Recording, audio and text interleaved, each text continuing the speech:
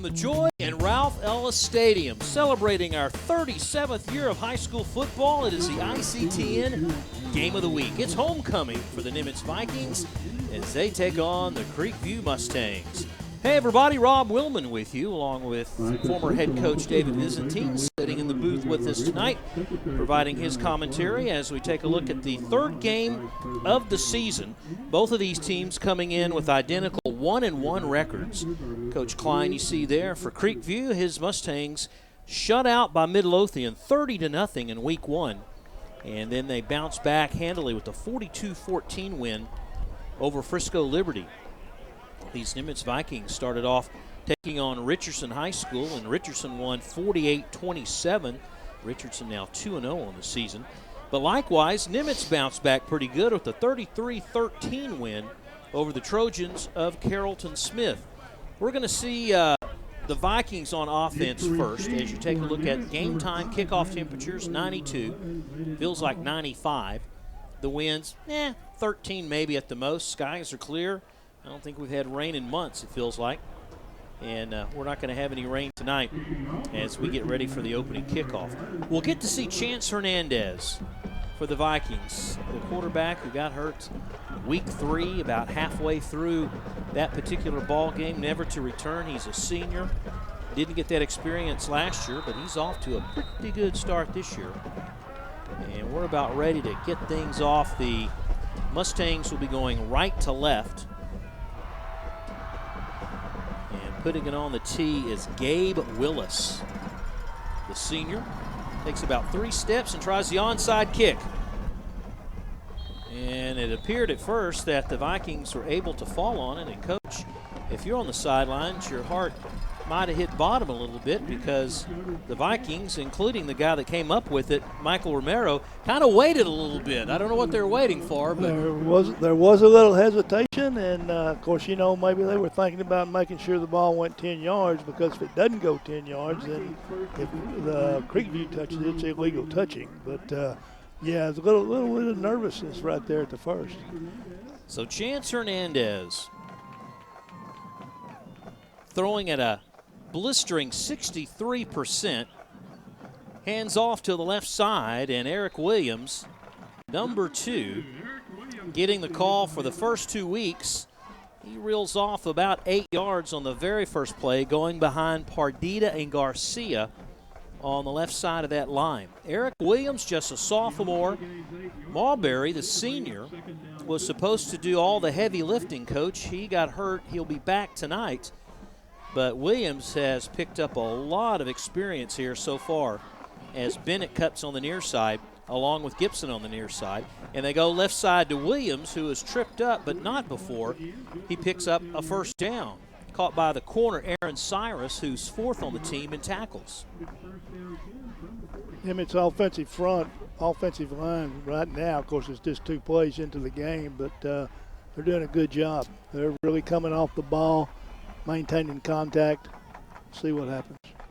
4 juniors and a sophomore on that offensive line, and they come right here to the near side to Wheeler, his favorite target. And Wheeler pretty much kind of did a wheel route, if you will, and they got him here on the near side, and he got 6 yards on the play. The starters for the Nimitz Vikings, and we'll pick things up first of all at the line, Partita, Garcia, Towery, Lopez, and Salazar. Chance Hernandez, Eric Williams, we talked about them already. And then there's Bennett, Gibson, Wheeler, who just caught that pass, and Chris Clark, number 16. So 4 receivers, the tight end. Oh, no one has tight ends anymore. Not a lot. You know. They're a dinosaur. Aren't they, though? Tight ends and fullbacks, bless their heart. Wheeler goes to the top of the screen, and they go right back to Wheeler. Wheeler gets a nice block by Bennett, breaks 1 tackle, has the first down. The second of the drive. Chance is perfect so far throwing the football. And the Vikings are moving like they should be. You come into a game like this, as we take a look at the defensive starters for the Mustangs. Brown, Ortiz, and Gilder are the front 3. Arnold, Toyfamarath, Wynn, and Brown are your linebackers. Then you've got Cyrus, Walker, Hampton, and Crane in the secondary. On paper coming in, you think that the Vikings should take care of business. A bigger classification, bigger players. You don't get to say that too often, as right up the middle is Eric Williams. And, coming in, Coach, you and I, before the broadcast, we talked about how Creekview likes to run the football 99.99% of the time, and so it takes a lot of time off the clock. Well, Nimitz is doing the same thing, but they're mixing it up quite well. Yes, they are. They're doing a good job with their play selection, and, of course, they, are early in the season, you just want to make sure that you're moving the ball and you stay away from penalties and make sure that your execution is, as good as it can possibly be at this time of the season. Williams is averaging 8 yards a carry.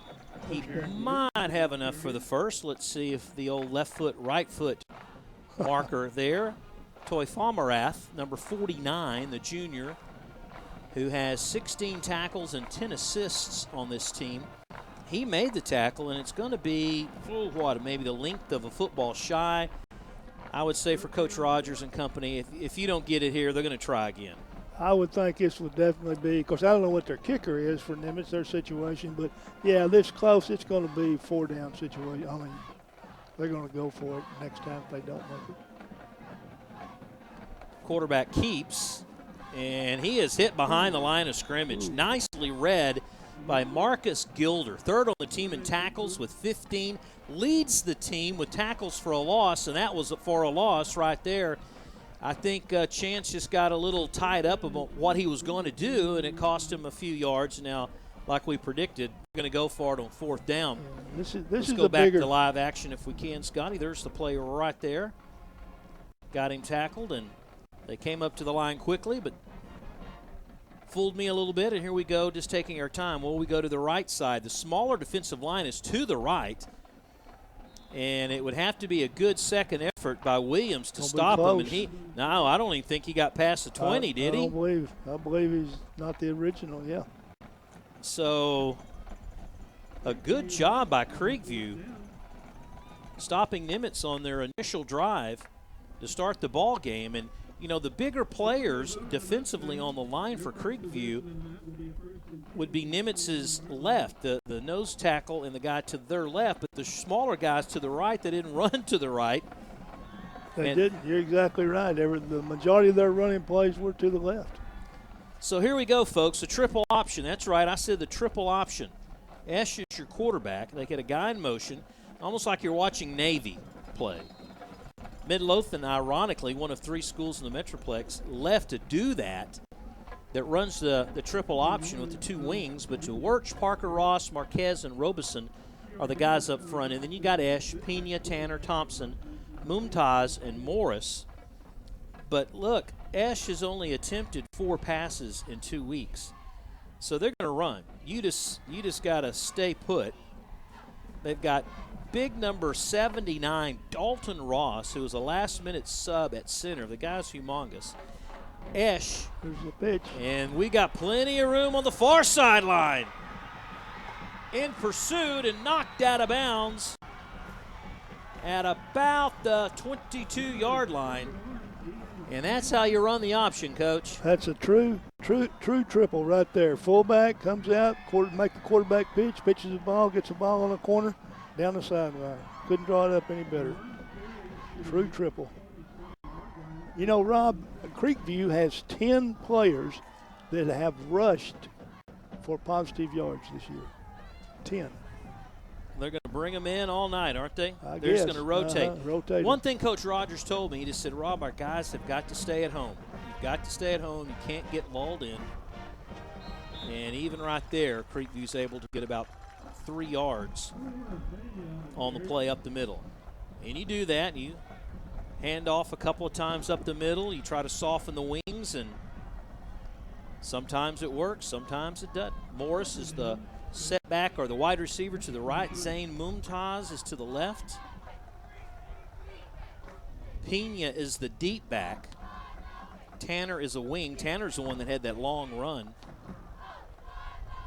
That's Tanner in motion, and they go right up to Pena, who's hit pretty hard at the line of scrimmage. And now Nimitz makes some changes. They put some big boys up front. Right now you've got Boone, Flores, and Exprezith. Harris, Madrid, Velasquez, and Gardner are your linebackers.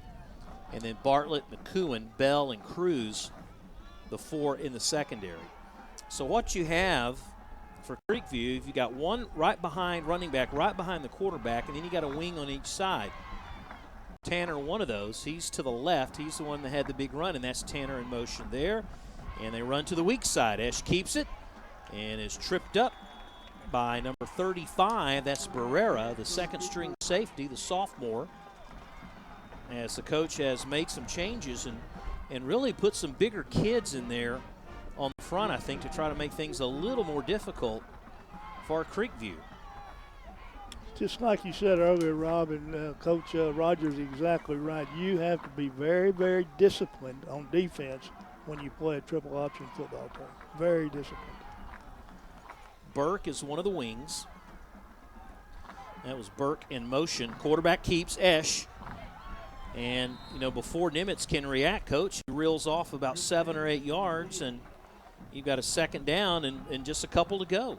You know, on defense, from a coaching standpoint, you've got to have somebody responsible for the dive, meaning the fullback.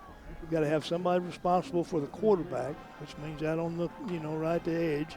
And then you've got to have somebody coming up out of the secondary for the pitch.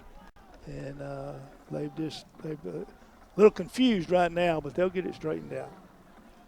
You can practice it all week, but until you see it full speed, they keep it. They give it to Tanner. And Tanner may have squeezed a couple of yards out of the play. That was Madrid, number 30, the linebacker for Nimitz, who had to make the play. Linebackers, they've got to read it. They got to stay at home.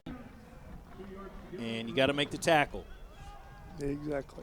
Because a lot of times when they get to your zone, there's no one behind you. Right now they just have one receiver, Mumtaz. He's to the bottom of your screen. Esch only attempted 4 passes so far this year. You can see why now. He keeps. He's got room. Touchdown.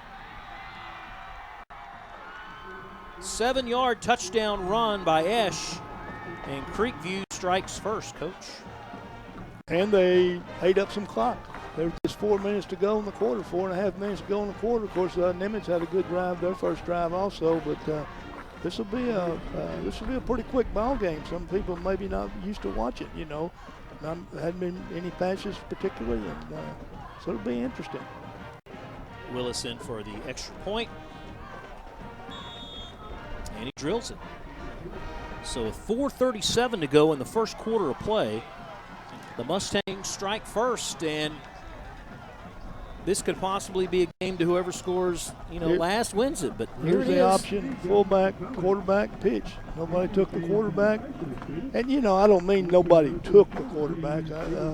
They did a good job blocking up front, but you still have to have somebody assigned when they run to that side.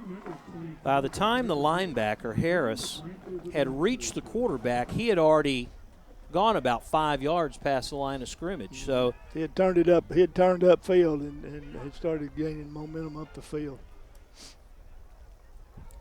Well, not the type of start I thought these Vikings would get off to be perfectly honest.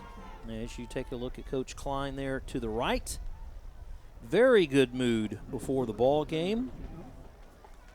I was asking him about how to pronounce some of the players that he has on the team, and he was joking around and was having a really good time. He's, you know, Creekview's had like 3 head coaches almost in the history of their school. They stay around a while. He's in 5A, so he's kind of in that little area with all the other Carrollton schools. Yeah, Coach Klein's been there 10 years, I think. Oh. Kick it short. It's bouncing around. It's still loose. And Creekview's going to come up with it.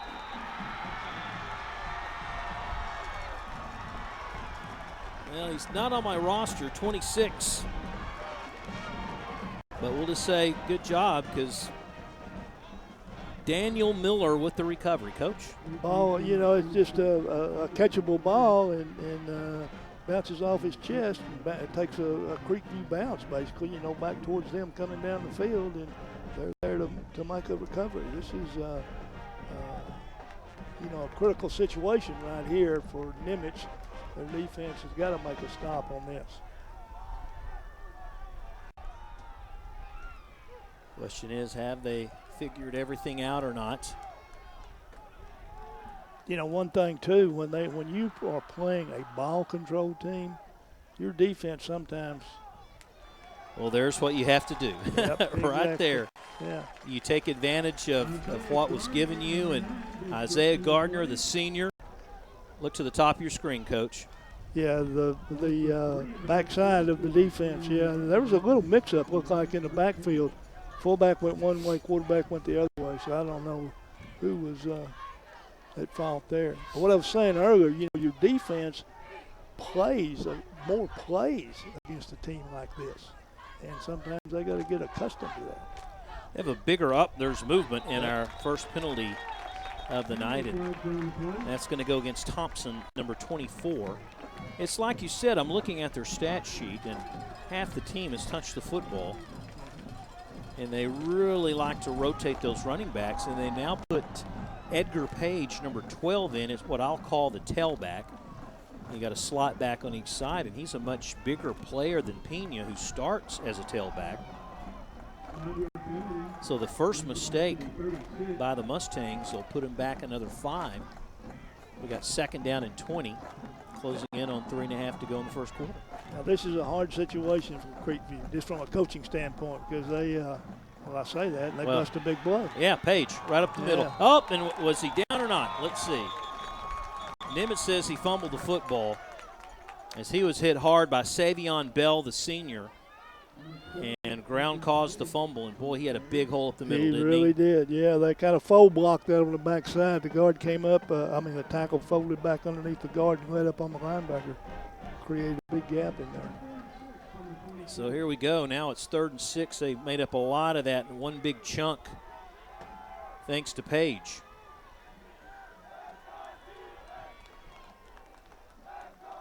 They go Pena. Pena off right tackle. He reels off 5, 10. Still moving. No one can wrap him up, and he scores. It was Ash, the quarterback, that kept it. And just like that, 2 touchdowns, Coach. Very, very determined run right there, as we all could see. But that was a good job of that young man, a quarterback, Ash. He faked me out. It took him about 1 minute and 9 seconds, Coach, that's unusual to score. Wishbone team. Extra point good, and it's 14-0. Ash, the quarterback, with the keeper. Tell us what happened, Coach. There's the plays going to the right, obviously, and they're faking to the tailback, fullback up in there, and quarterback just keeps it. Get a good block out there with the fullback. You know, that's a key to the wishbone, is when your backs go through the line of scrimmage without the football, they continued on down the field to block, to become downfield blockers. Well, Pena did a really good job of, after taking the fake up the middle, to just edge a linebacker. That's really all he had to do, is just get in his way. And the next thing you know, they're in the end zone. So Nimitz has got to think about, what are we doing wrong here? Well, they just can't turn the football over. Cannot turn the football over, and they got to make a few adjustments. They got to figure out they need to take away the dive, the first option, and then, you know, create some situations on the edge for Creekview. Look at Creekview. They have kicked the ball short in the middle. Then they kind of kicked it high in the middle. And this time Willis kicks it high but to the near side, but it goes out of bounds, and Nimitz will take over after the out of bounds and then the penalty. And they'll try to get something going offensively for only the 2nd time of this first quarter. It's Willis, number 11, who did the kicking. What do you think of that new fair catch rule, where you can, like, fair catch the kick at the 5 and you still get it at the 25? On the 25. You know, Rob, that is what I think about it. I really don't like it, but I know the purpose of it. The purpose is safety. Right. Safety factor. I mean, there's more people that are injured on kicking game than a lot of the other ones put together. There goes Williams, or Williams tries to go wide and loses 6 yards in the process. And all of a sudden, Creekview has kind of woken up a little bit defensively. They kind of figured out what's going on, and they stretched the play. The momentum is definitely on the red and white side right now, isn't it? Yes, it is. Nimitz' first offensive possession died inside the 30 of Creekview. Now they're in a situation of 2nd down and long. Creekview with a 3-man front, but they'll blitz a linebacker, and it's almost intercepted. Oh, they were lucky there as the safety, Jordan Crane, the sophomore, he was basically playing the man Wheeler, and it hit him in the hands. Yeah, bad spot, hit him right in the hands. Yeah. But you know, on the first drive, Nimitz ran that same play to the other side over here to the right, and they ran that wheel route out of the backfield. No deep help. Chance throws a nice pass to the 34, 35. It's going to be way shy. Like that formation, Coach. Don't know if they'll come back to it, but they forced the deep safety to play up. So there was no deep help whatsoever. If Chance would go the opposite side, get his fastest receiver out there, and he'd have one-on-one coverage. Do you think they'll go for it on 4th down right here? Or is Chance going to kick it? I think they're going to punt the ball. And he does. A little twirler. It's at the 45. They'll take a Nimitz hop for maybe a yard and end up at the 41-yard line. So the 3rd offensive possession of the night for Creekview with under 2 minutes to go in the first quarter. And so far, lost to Midlothian, bounced back and won against Liberty 42-14. You know, one of those 800 schools they have in Frisco. Mm-hmm.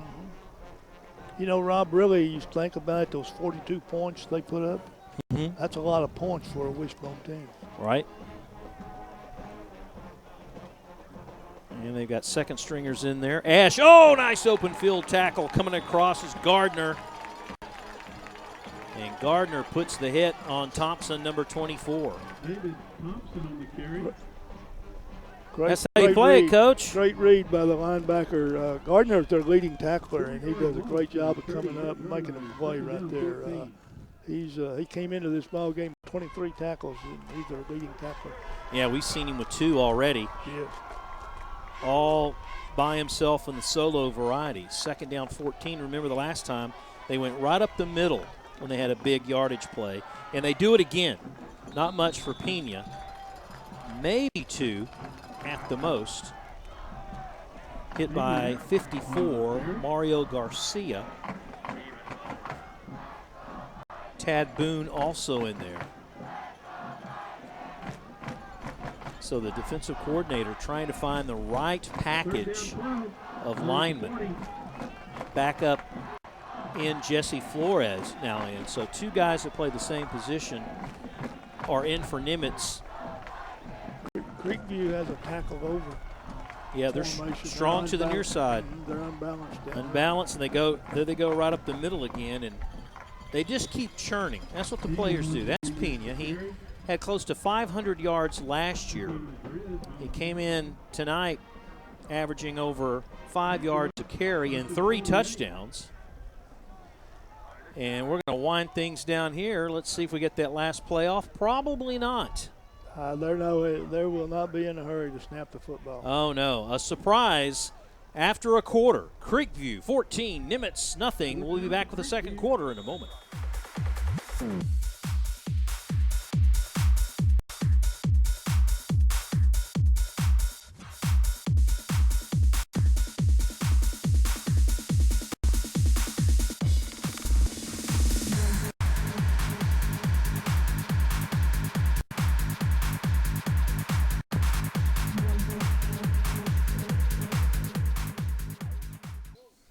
As we start the second quarter, and Nimitz down by 2 touchdowns, this will be a big win for the defense if they can go ahead and force Creekview to punt this one. And Willis will take his time. A little sidewinder kick, and when you get that type of kick, you get a good favorable roll. That's why coaches, those in college particularly, although I wouldn't say he's an Australian kind of kicker, he did kind of kick that way off the side of his foot, and the ball just seems to roll in your favor, doesn't it, Coach? It's definitely a rugby-style kick, and it's totally different from what normally you see. You know, a spiral. You see very few spiral punts anymore. You see the more the end over end, similar to a kickoff, and when it does hit the ground, like you said, Rob, it bounces. So Nimitz starts up deep in their own end of the field. They go up the middle, and just maybe a footstep shy of breaking one is Mulberry. First time we've seen Jacorin in. He just got to play about 3 games last year, so it's good to see him back in the saddle, if you will. He had 229 yards in 3 games last season. Here we go again. Mulberry to the right and hit at the line, and they may get him back to the line to where he might have just lost a yard. Marbury again on the carry. Ball at the 10 for 3rd down 7. All of a sudden, Coach, it seems like the guys up front. It's been a big swing. Swing. Yes, I know what you're fixing to say. The guys for the Mustangs have just started to control that they side. They really have. They're putting a lot of pressure on them up from those down positions. They're getting penetration. They double team Big O Gilder. Here's a guy open on the sideline, but overthrew his intended receiver, Bennett. And just like that, we're going to have a big 3rd down play. If we can ISO 76, well, it's going to be 4th down. But next time, the big lineman Gilder, Marcus Gilder, number 76 for Creekview, he plays the right defensive end. He's got to be double teamed every time. He's a good-looking child. There he is, yeah. He is a good-looking person. Plays well, too. Uses his hands. 6'5". Put the cleats on, make him 6'6". All right, so we're going to have to punt. Hernandez standing deep. Good snap, gets it off. Nice little kick. Chasing it is Cyrus back to his 45-yard line. Does get inside Nimitz's into the field, and the field is once again short for this ground attack offense of Creekview.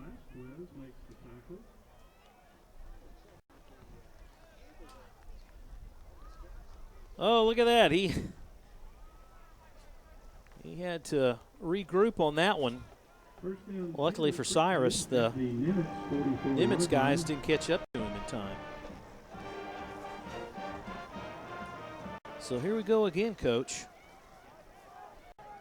They're unbalanced. They're unbalanced again to the short side of the field. It's just a matter of numbers. Who's in there that they're going to give to? Fumble. Nimitz saying they've got it, but the officials are the ones that can't. Well, there's a guy with Nimitz coming off the Harris says, look, it's in my hands. It's a definite fumble at the exchange. Right there. It's coming loose. Yep. You see Harris 20. Well, I guess maybe he pulled it out of his pocket after the fact. Yeah, the only thing you have to keep up with on this Creekview team is just they alternate their 3 running backs. They have 6 they go with, and they just alternate them. And Esch keeps at. He always seems to be just leaning forward. Did you know that last play? It looked like he would make 2, and then he just kind of has that one last burst of energy to pick up yet another yard. Keep the wheels running. He's a good option quarterback. You know, runs the ball well, like you said. He's got good body lane when he runs, and so far he's made great decisions. And that's what you need in a quarterback running this kind of offense. So we got Pena and Tanner. Esch keeps it right up the middle. It's a shoulder to his shoulder, and that'll give him another 1st down. Esch again on the key. Most of the time, at least what we've seen in the first half, I would say just cue on number 8, the quarterback. He seems to keep the ball 34, first down. time and time again. Coming in, coach, he only carried like 17 times. I feel like he's got 17 carries in the first half. Yeah. In motion was Tanner. Now Tanner goes back. Balanced front this time. Right side, another My good goodness. hole. Picked up by Tanner. Tanner came in with 73 yards before tonight's game. Their offensive line is doing a tremendous job right now. They are coming off the ball, maintaining contact, moving their feet. That last minute change where Madrid, the center, was replaced by Ross. Ross is a pretty good sized boy himself down there, anchoring the middle. And you notice that's where Esch goes a lot, between the guards right up the center. And here they go right side, bouncing out as Pena. Pena picks up a first down to the 15. When you run this offense, Rob, from a coach's standpoint, what you want to try to do, you want to be trying to really be strong, what we call up the middle, meaning center, quarterback, fullback, tailback combination in there. I mean, you want 3 really good players at those positions because that's your first point of attack. And that last time, Pena might have been bottled up somewhat up the middle, but he was able to bounce it out to the right side. Another first down for the Mustangs. Right up the middle to Pena again, and he is pinched off by a host of Vikings, including number 74, Cesar Salazar. Watch the middle. See, he has nowhere to go. The Vikings. Salazar did a good job. Yeah. Good job. Vikings moved their feet. The offensive lineman going low, but they didn't allow Nimitz to be driven back any, and thus they were able to clog up the lane up the middle. Esch. And we got a loose football. Just fall on it. Just fall on it. Yeah. And who was it? Salazar. Had a good series. He did. 74, Cesar Salazar. So you're wondering if Creekview would make a mistake, and they did. And first read with the fullback, tailback comes out, somebody makes him pitch. Got some special fans I think you just hear this again, and you can see that 21 did a good job. I think he made him alter his pitch. Jesse Flores, and also it started to me 67 Mark Lopez, because he was also kind of in the middle and forced Ash to go outside with it, not take it between the tackles. All right, so look, it's 14-0, granted, but don't panic. Don't panic. No. Don't try to get it all at once. Sure, let's get it all at once. He's wide open. Oh, incomplete. Tried to hit Wheeler. And just about the size of a hand too far, perhaps. Plenty of time. Well, he had all day. It's a good throw. Almost. He had him beat. He had him burned. He had the corner Walker napping. And he just flew right past number 1. So they went for the home run. Didn't get it. Mulberry is back in at running back. They fake one way. Going to try to run the screen. They hit Mulberry, and he drops it. So the Vikings have the dropsies in the first 2 plays here of this series. We're at about 6.5 to go before entertainment, and that's the halftime. And this is homecoming, so you'll find out who the homecoming queen is. But right now on the field of play, he just could not pull it in. So not a position you want to be in. And that's a 3rd down and long. Hernandez has come in, attempted close to 50 passes, completing 60% of those. And he's got some time here. He's got the sideline. I don't think he'll get it. He did. I believe he did. Oh, they're going to spot it. Oh. No, they're going to give it to him. Well, they're moving the chains, Coach. If you're the home team in the chain gang, you keep on trucking. If they say move it, just keep on. Did you think he was going to go out of bounds? Or maybe Creekview did. First down 10 at the 34. He just lowered his shoulder. It was closer on the side. Yeah, it was. With the shoe. Yeah. Nonetheless. Move the chains, first down. Move the chains. Big first down, they needed that. Fake to Mulberry. Takes his time. Wait on a little crossing pattern. Tried to hit Isaiah Gibson, the sophomore. Pass for Isaiah Gibson, incomplete. This team of Vikings, you've got 3 seniors at play, period. You've got mostly juniors and a few sophomores sprinkled in as well on this team. And you don't really think, oh, they're a junior, you don't think young. But I guess in high school ball, if those juniors come up from JV, they are theoretically young in experience. They go with the full house backfield to Wheeler. And Wheeler gets a couple. First time we've seen that many in the little twist. Wheeler came in with about 7 touches, 7 carries. Usually he strikes pretty good. He averages 9 yards a carry. Linebacker for Creekview did a good job of fighting off the block and making the play. Well, our big Gilder, number 76, is not in there. They have rotated. Their 3 down linemen. Across the middle, complete. Tripped up at the 30-yard line. A nice pitch and catch to Chris Clark, the junior. And it all starts with the timing, Coach, and Hernandez had all day to throw. Yes, he did. Good job, and there's a good route right there in the middle. Good catch. Well executed. You know, you just got to execute your offense and do the things that you know that you can do. And, you know, like you said earlier, do not panic. Do not panic at this point. Last year, Hernandez, again, played about 3.5 games. And just in those games, he was hitting 63% of his passes. And I don't know if we have a cramp. Usually that's what you get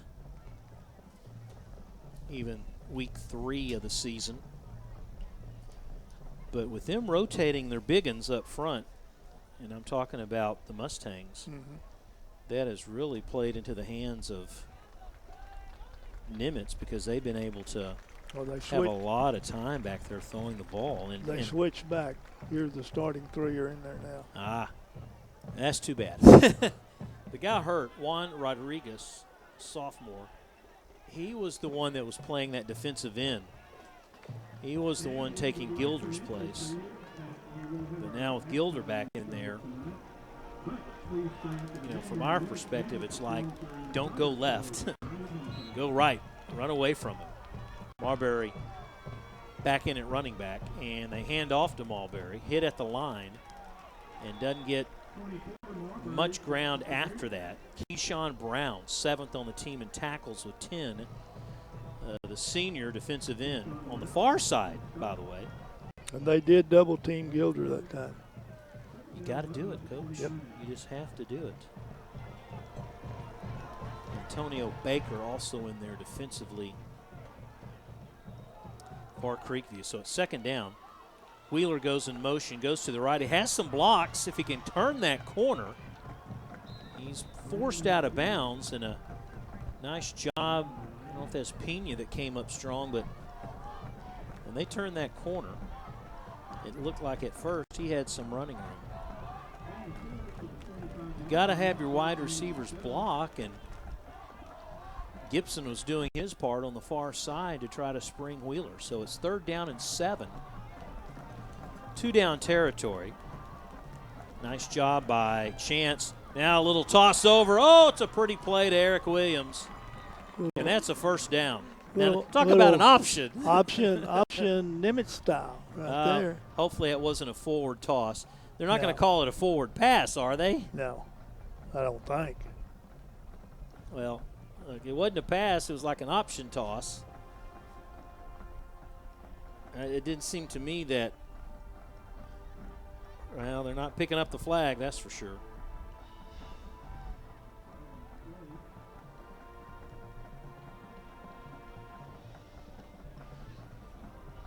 Okay, guys in the truck say if to he them was it appeared if it he was was beyond the line of scrimmage, that's what they're talking about. Can't do it if he's behind the line of scrimmage, obviously. Yeah. Yep, illegal pass. Well, let's see it, Let's Coach. see where it is. He's at the 25 or the 23. Oh, yeah, that's forward. Oh, well. So they got to mark him back. He made the first, but that doesn't matter. It's going to be a loss of down, isn't it, Coach? Or no? I was just thinking to say the same thing. That's a loss of down penalty, I believe. Illegal forward pass. Well, the scoreboard has 4th down up.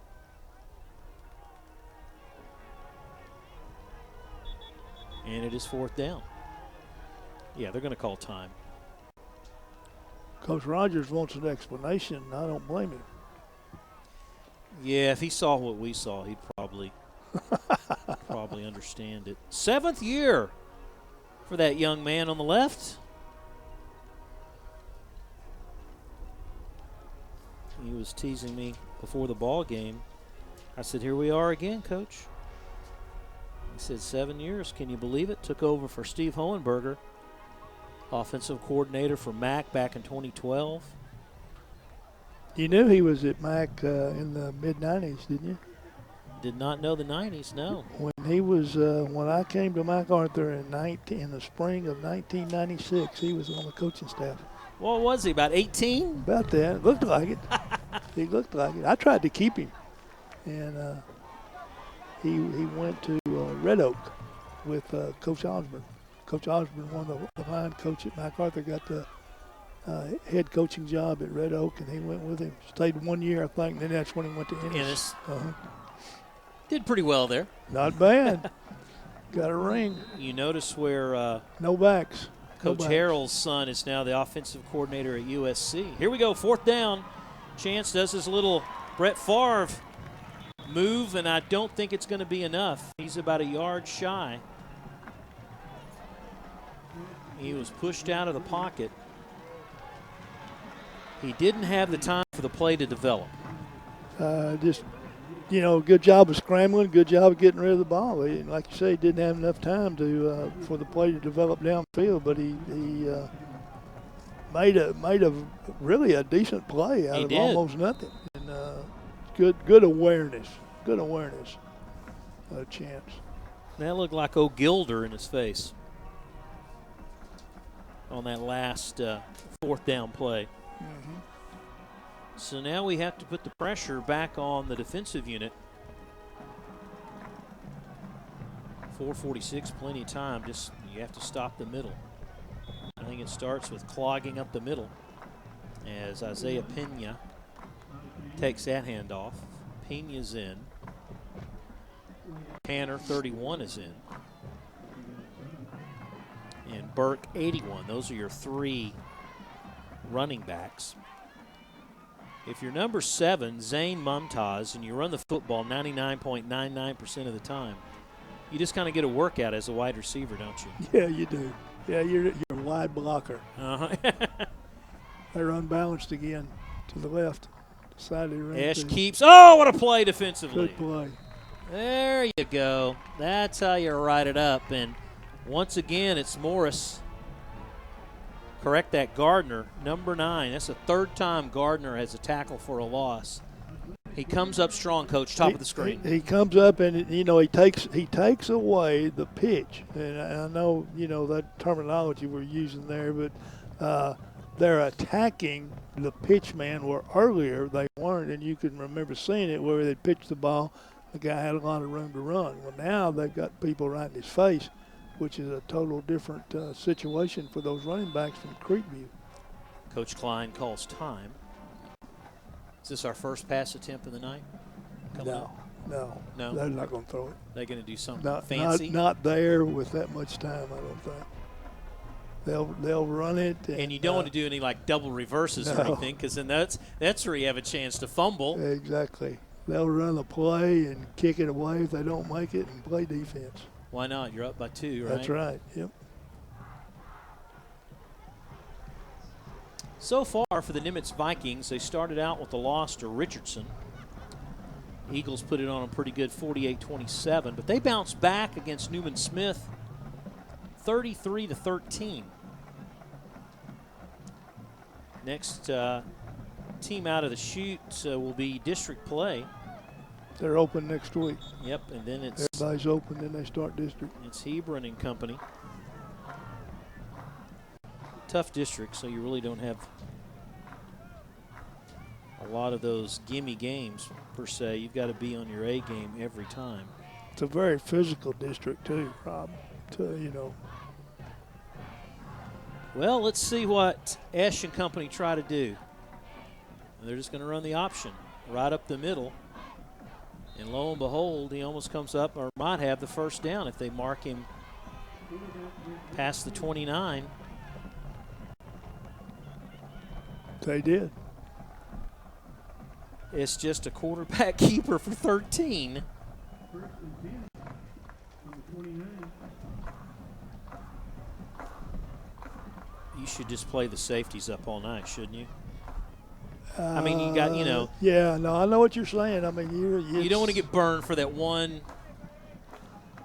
pass, but I would take my chances. I mean, look, he's got 3 guys deep now, and I guess that's just so they can cover land in case they pitch. But it's nothing fancy. The only thing that really is what you have to keep focus on if you're the defending guys, if you're the linebackers and such, is just there's just so much movement. The guys that play the slot may go in motion, they may come around, and you have to read the play and you have to be quicker.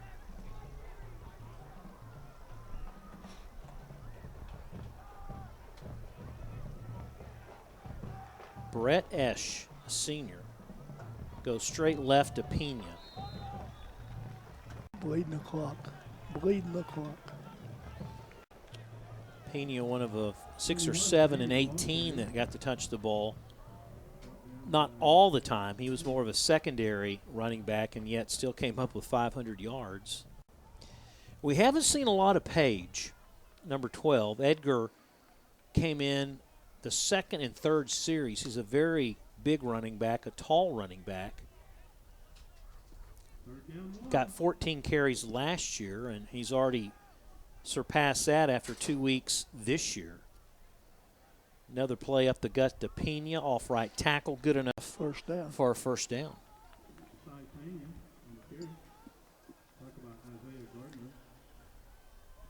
Folks, at halftime, we'll have the homecoming queen in her court. We'll announce this year's homecoming queen. I was just handed the name. Since we are tape delayed, everybody knows, but hey. At this moment. We're not telling. That's right. We're not telling a soul.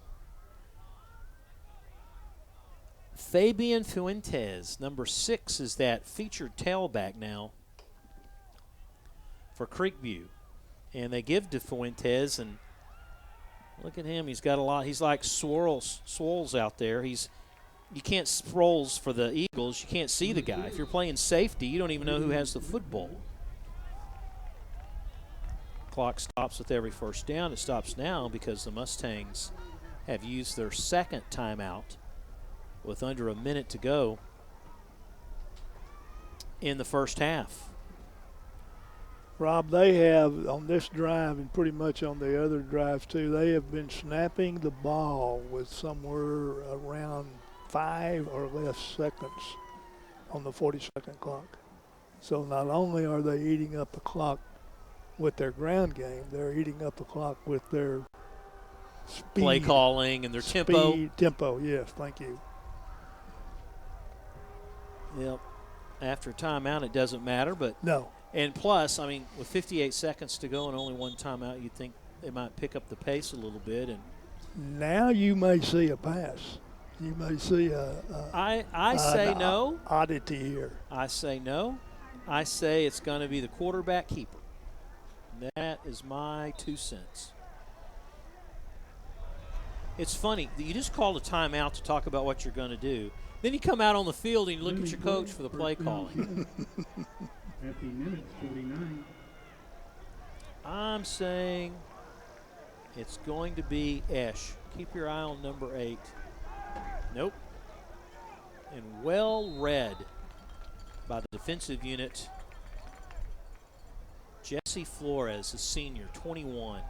Second team defensive end who has played a lot. Did not start, but he's played a lot here after everything got going, along with Cesar Salazar. Salazar did a good job that time. Yep, 74. He's a good-sized player down there that can clog the inside. All right, so now we might get the pass. They're not in a hurry. They are not. Right side moved too soon. This is Tanner, and there's Salazar, along with Flores again, the 1-2 punch. Direction, it's number 31. And they might just be content, and they are, on letting this one wind down. So we played a half of football. Creekview struck fast, but we've played a stalemate since then. 14-0 Mustangs. Back with the halftime festivities in a moment.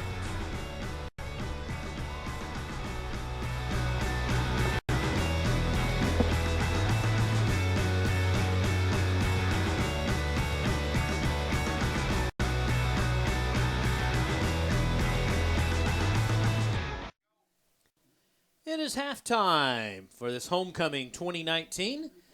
The Nimitz Vikings on top are losing by a score 14-0 to Creekview. It is homecoming. That means we get to find out who this year's homecoming queen will be. So let's go down to the field and be introduced to the homecoming queen in her court.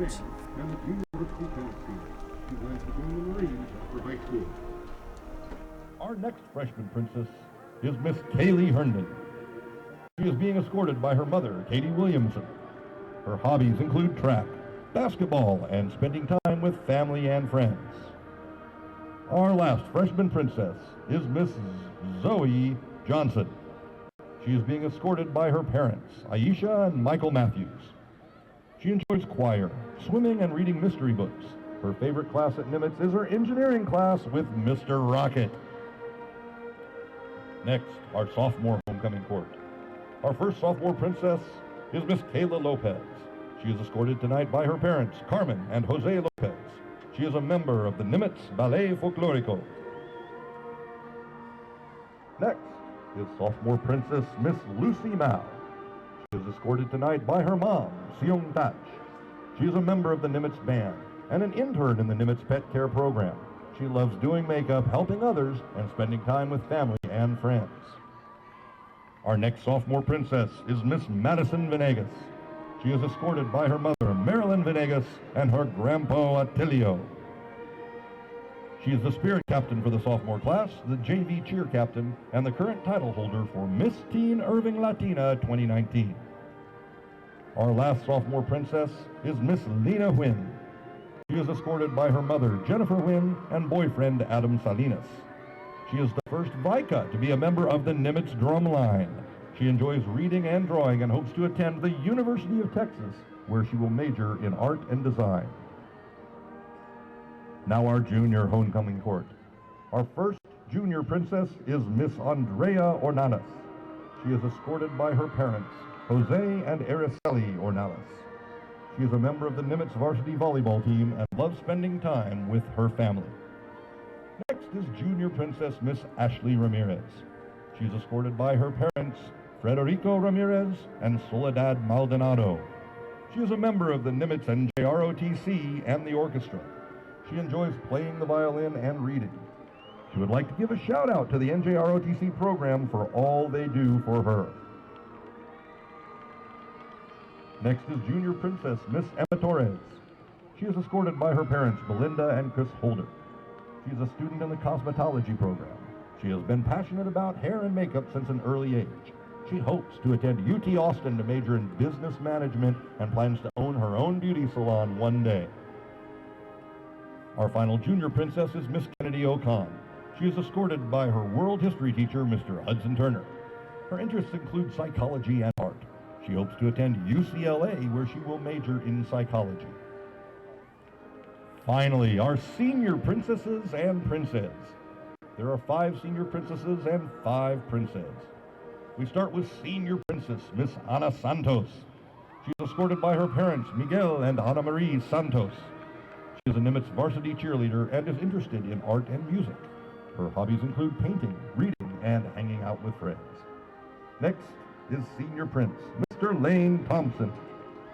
He is escorted by his parents, Bobby and Tony Thompson.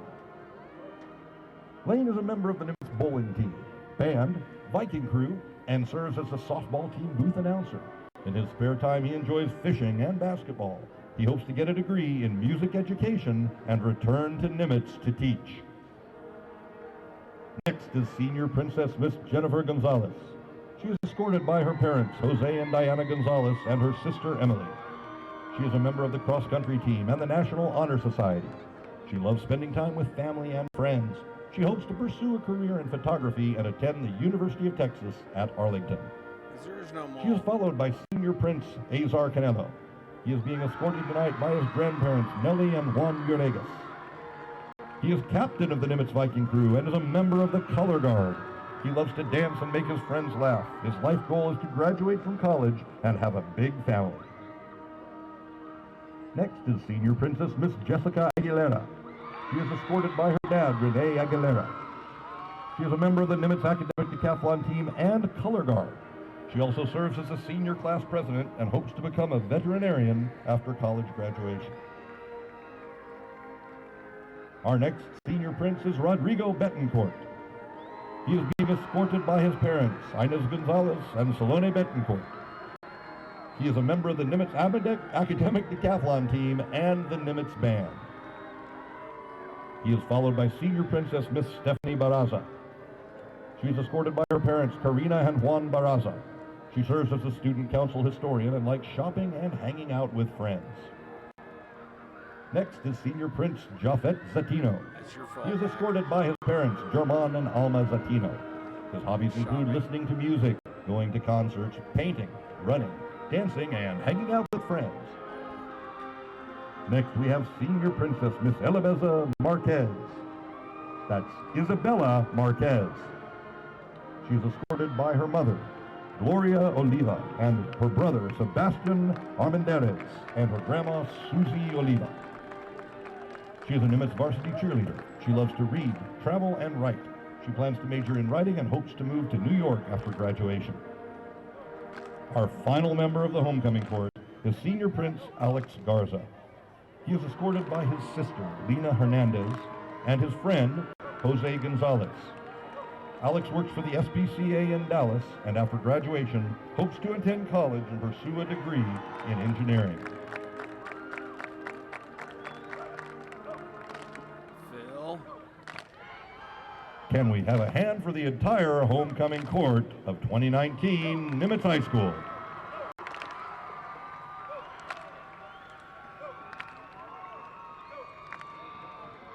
Now, we will have the crowning of the Queen by Nimitz Principal Francisco Miranda and Miss Margie Sykes.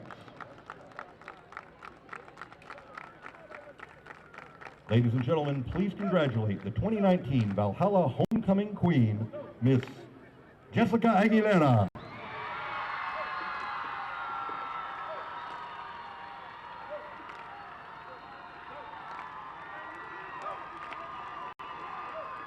Daddy, get off me.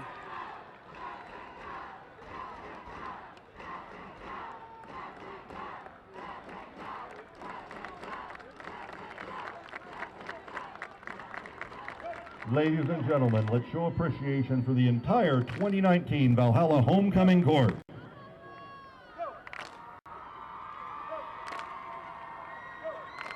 And now, the 2019 Homecoming King will be announced at the Homecoming Dance on Saturday night. We'll see you there. Thank you, ladies and gentlemen. And congratulations to Jessica Aguilera, the 2019 homecoming queen. There she is for the Nimitz Vikings. Congratulations, Jessica. Smiles all around, huh? Well, on the football field in the first half, all the smiles went to Creekview and the Mustangs. Nimitz just didn't have an answer to stop their quarterback, Brett Esch, who some of those coaches say is one of the better ball handlers that they have seen come out of the school for a while. As you can see right there with the great fake. 7-yard touchdown, made it 7-0. Look at the fake here. You think one guy had it, and he keeps it. Great movement.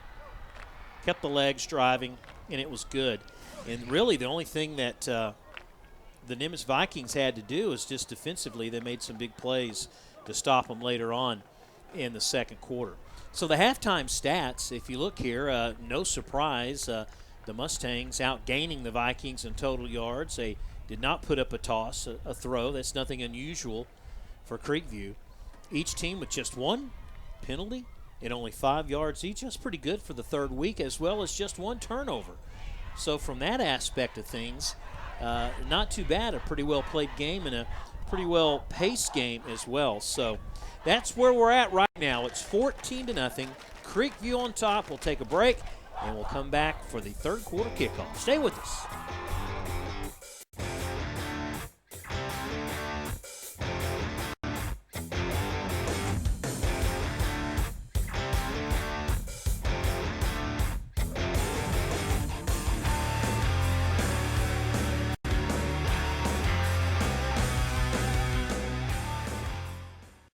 So we're just moments away from the third quarter, and since Nimitz got the opening series, they'll have to kick things off to start the third quarter. Coach, from a coaching perspective, what do you got to do for Nimitz to turn things around? Well, you just got to make sure that you review your option responsibilities. You know, when Creekview has the ball, who's going to take the quarterback, who's going to take the dive, who's going to take the pitch, and then, like we talked about, just maintain what you're trying to do on offense. Don't get impatient, and don't turn the ball over. Molina will kick things off, and it's a fair catch at the 28-yard line by Jacob Ship, the senior. We'll see if they made any adjustments, or I know they made adjustments. We'll see if we can pick up what type of adjustments they made on the option. They continue, though, to kind of keep like 3 safeties, if you will. You notice they have 3 guys back. That's a good 10 yards off the ball. Playing a 3-deep zone. Yeah. 3-deep zone. Is that typical for an option? Pretty much, and you let your safety run free. Let's see what they're doing with their safety. Esch goes straight up the middle to Pena. Pretty much how things got started in the first half. Pena with about 4. The Vikings are sticking with Salazar in there, Flores in there, Exprezith not in there at the moment. It's like Lopez and Pardita in there as the big guys up front. Second down, a man in motion.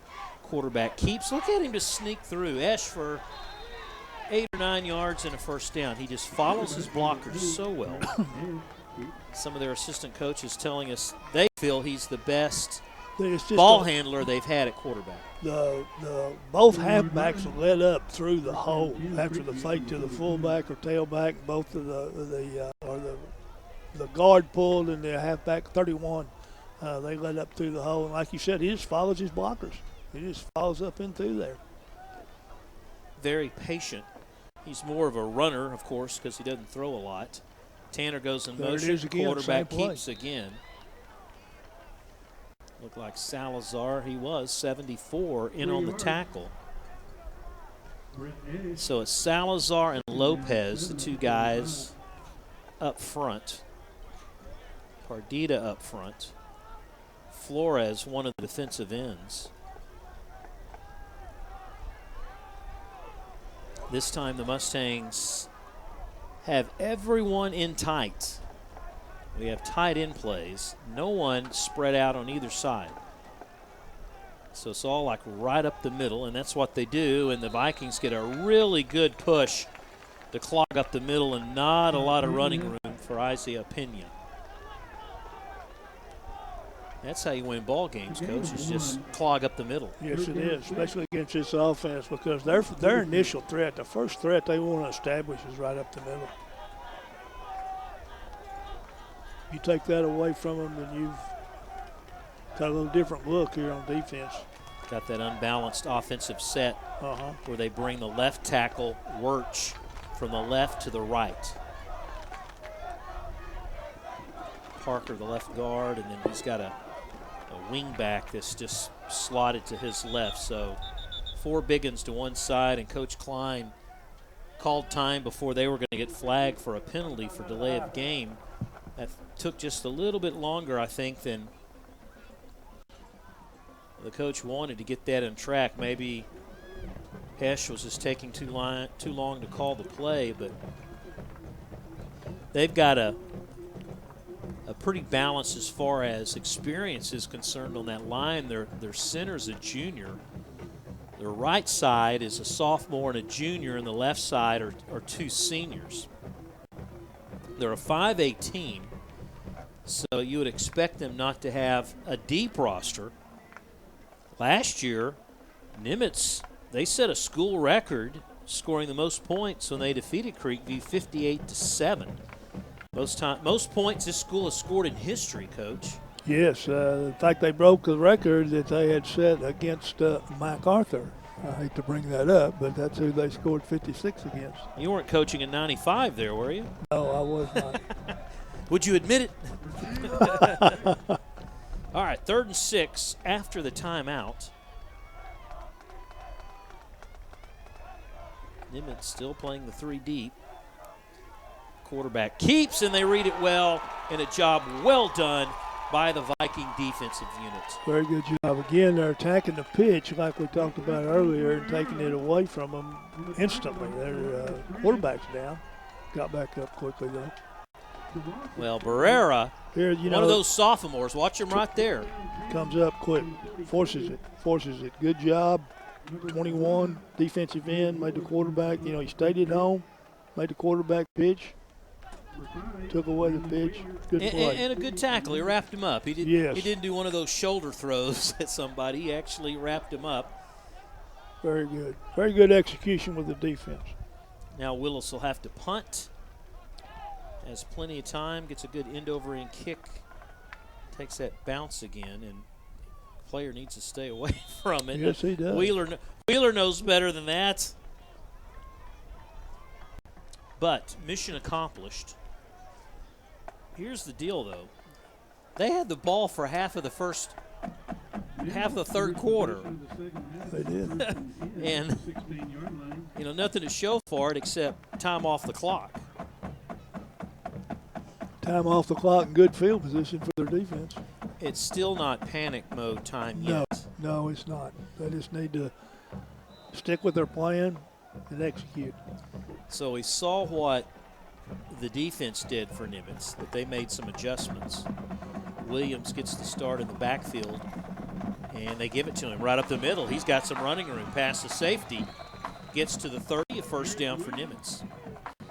And they're going to go on a quick offense here as the line is back on the line of scrimmage, and maybe this is how they're going to change things up, is try to up the tempo somewhat. Up the tempo and no backs. Hernandez all by himself, and they're going to bring Williams back around. And he goes once again up the middle. And he'll get 4, maybe 5 yards. Gilder, 76, making the tackle.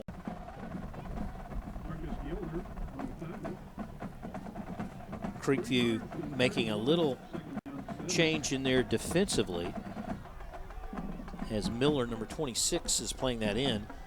Hernandez doing the stop-and-go pump. He's got a man on the sideline, but overthrows him. He went out of bounds. Would have been a penalty if he had touched the ball anyways. They were trying to hit Chris Bennett, number 3. Like the call. Maybe Chris could have tried to sell it just a tad better on that out route. Nonetheless, it does stop the clock, but it's a long third down, 3rd and 7. Some people may ask, Coach, you've been running pretty good. Why pass? True. You just think that, you're trying to stick with the game plan and try to take what the defense gives you. 3-man rush. They call the screen. Look at that pass. He gets it to Williams. Williams only gets a couple out of the deal. Hernandez under duress. We've seen him do all sorts of passes tonight. The shovel, the push. Two-handed This pass. is almost like he was trying to shoot a basket. Oh, the free throw. He did. Oh, that old 76 again, Gilder. He ruins everyone's party. Three-point shot on that one. Yeah. He's going to fake the punt. He's got to get the edge, and I think he got made the it. first down. He did. Oh, it was touch and go there for the last yard. And look at Chance. He's excited after that play as he faked the punt. They're just going off to the weak side, and they don't have a protector over there. A defender over there, and quarterback does a good job of reading it. Does a great job of getting the yardage for the first down. Good second and third effort. I mean, he just Yes, stretched it out as much as he could. Wheeler, they collapse on him in a hurry. Still manages 4.5 yards. So that's a good pickup on first down. Have you seen the down markers that light up now this year? Yes, I have. Craziest thing. I don't know what game I was watching. I look over at the down marker, and it's all lit up with LED lights. I'm like, what's going on? It's all digital, and it gives you the down and distance. Or as my mom would say, digital. 2nd and 6. Another quick pass, right on the money. Close to that first down marker. Caught over there by Gibson, one of the many sophomores on this team. The officials say, move the chains and start the clock, Wally, and they do. Wind, not much of a factor, folks. It was in the low 90s at kickoff. We call that a cool front in Texas. Not a lot of wind. Just a gentle breeze blowing from the right to the left, but we're not thinking field goals. Nimitz needs touchdowns, and they're going to go deep again, and they got a man on the corner, and it pops right out of his hands. Wheeler was there. But also heads up to Draylon Hampton, number 34, one of the safeties who got his hand in there. If you're into numbers, Hampton, number 34, is 6th on the team in tackles. He has 6 solos, 6 assists, and he averages 6 a game. That's a good pass right there. He put it right on. Speaking of numbers, he put it right on Wheeler's number. But the DB did a good job of batting it away. Vikings still going for the deep threat. And Coach Rogers, he needs timeout. So he uses one up just like his counterparts here in the third quarter. Let's look at the series history between these two teams as you look at Hampton, who made that nice play defensively. In the series, Coach, Nimitz won way back in 02. And then Creekview won 3 in a row. Bounced back in 3. Then they had that home-and-home series in 06-07. Nimitz made up for things in 18 with a big 58-7 win. All-time records, Nimitz 234, 271, and 9. Creekview 87, 111, and 0. Not one time. Not one time. Yep. Of course, after what year was it? 95. 95 was the last year for the No more ties. no more ties. I like that. I do too. I think NCAA, meaning high school and college, they got the secret on the tiebreakers. They I do. wish the pros would do it. Yes. So it's 3rd and long. And the Vikings try to mix things up a little bit and go up the middle, but all they do is set themselves up for a 3rd and long. Player getting up slowly. Yeah, that is Keyshawn Brown. He had some trouble in the first half, if I recall.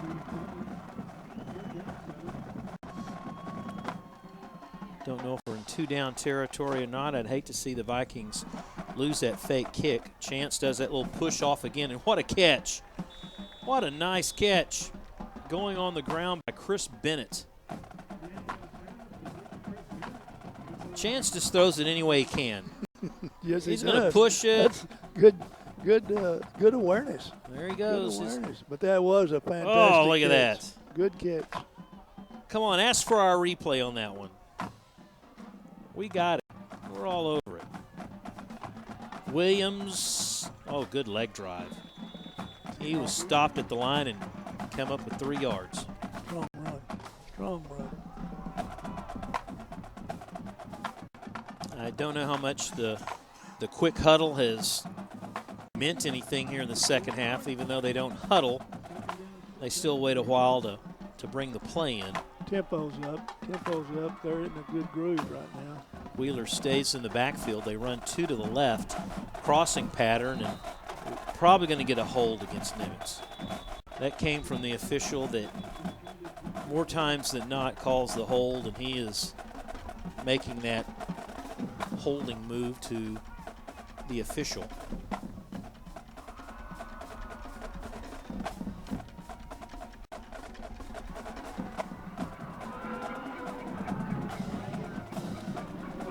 Joe Horn is your referee. Holding. Tim Hendricks, your Offense umpire. number Head linesman 71. Brian Simpson. 10-yard Line penalty for judge completing James the spot. Rogers. Second down. Saw the hold. Watch the middle of the screen. 71, yeah, he gets out, yeah, he slips off to the side. The defender slips off to the side. He gets around him. You can see him grab jersey right at the end. Bill Parks, your back judge. Mike Pierce, your field judge. Rodney Johnson, your side judge. And good old Wally Banks is your clock operator. A little quick out to Wheeler. A little split screen. They just keep pushing. That's what you do. If they're going to let you play like a rugby game, take advantage of it. It looks like Nimitz is playing with a lot more intensity this half than they did the first half, especially on offense. I mean, they got a little more zip in their step, and they're a little more. It looks like a little more determination. A little more chip on their shoulder. Third down again and 7. By comparison, it seems like Nimitz has had the ball a long time, but not a lot of times come off the clock. There's a man wide open on the here side. Williams, through one man's hands and through the other. First of all, Aaron Cyrus had a chance to pick it off, and it went right through his hands. Might have hurt Williams' chances to catch the ball. Probably did. Yeah, it could have been an interception, and it could have been a touchdown. That sounds strange, but that's exactly what happened. See, Cyrus had a chance to pick it off. When he didn't, Williams had a chance to catch it, but it probably disrupted his deflected, train. Yeah. Cyrus deflected the ball a little bit, and then, of course, that broke the concentration. 4th and 7, Vikings going for it again. There's a man open. Did he catch it or not? Waiting for the call, and they're going to say yes. It's one of those times that the side judges, they're looking at their buddy, and their buddy's not saying nothing, so he's got to make the call. Close. Close. It looks pretty good. Close, yeah. So, we're going to try it again. Go slow. We're going to see. There's his hands are underneath it. Yeah. Yeah, we give it to him. Good. First down. We're playing in Irving, aren't we? Drive alive. And he hits Gibson again. Gibson on a down and out. The quick hitters, Coach, seem to be more effective. Yeah, they're having more success throwing the quick out. And even earlier, they hit a couple of quick slants over the middle. So I'm with you. Yeah, the quick passes have been more successful than trying to throw the ball down the field. Don't give the big guys enough chance to get to your quarterback. Good drive. Kept alive by a fake punt by Hernandez. They go left side. Williams, tippy toes for 2, maybe 3. First down. They do. They move the chains. That's all that counts.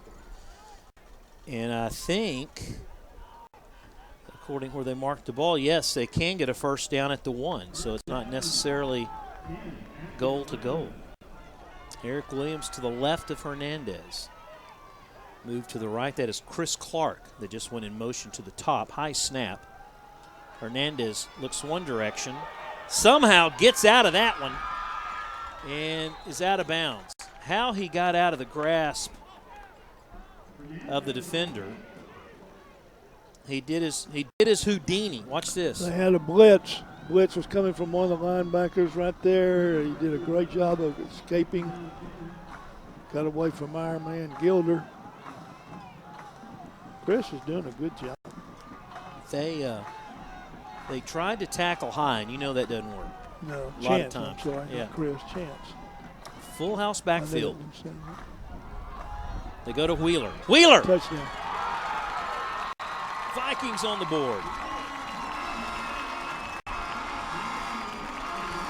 That's a big drive right there because not only did they get a little momentum back on their side, but also they established what they're trying to maintain offensively.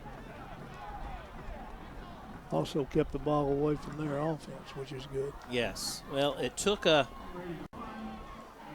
fake punt and a heck of an effort by Hernandez to keep that drive alive on the 4th down fake. And they even overcame a holding call. They did. Ooh, that shanked off. Not good. Not good. So that makes it 14-6, and Nimitz where they're going to have to go for 2 next time. This is just it's like they ran earlier, the jet sweep when they brought him in motion from the slot position. He was lined up in the backfield, and they just gave him the ball and had the lead blockers. He did a good job of turning up.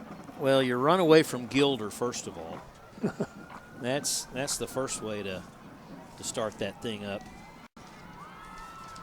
And for Wheeler, that is his 2nd touchdown of the season. He has one also catching the football. Gets by the fan to cool off a little bit.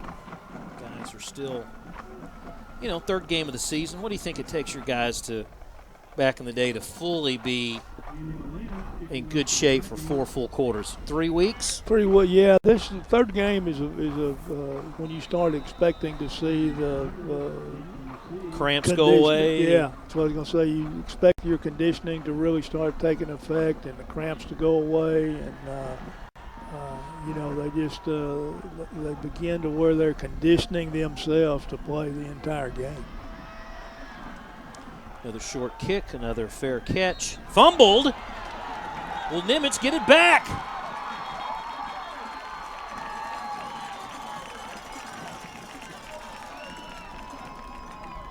Everybody's an official.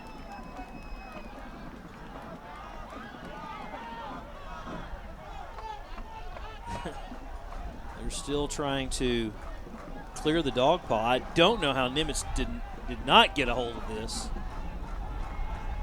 They're coming up with the football. And the Vikings will take over at the 30-yard line. So the 2nd turnover of the ball game. And just like that, the Vikings with a chance. I don't believe an official has made a signal yet. An official type signal. I'm like, I don't see how Nimitz could keep from getting the ball. Savion Bell, number 7, was there, and talk about an opportunity, coach. Are they going to make him kick it again?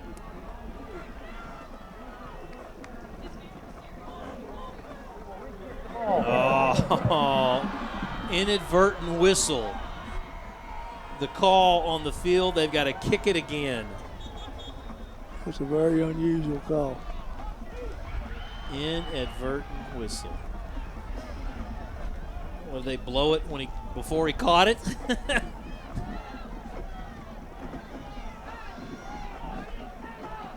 Oh. All right, calling for a fair catch. Right. So more than likely, they thought he was going to catch it. But technically, that's a live ball. But Right. Yeah, they assumed that he was going to catch it. Don't assume anything. Did your mother teach you anything? Molina will do it again, and this time it goes out of bounds as they're trying to hit Ship again. That's the guy who fumbled it before. That's an unfortunate situation. Yes, it is. Because they had a lot of momentum, and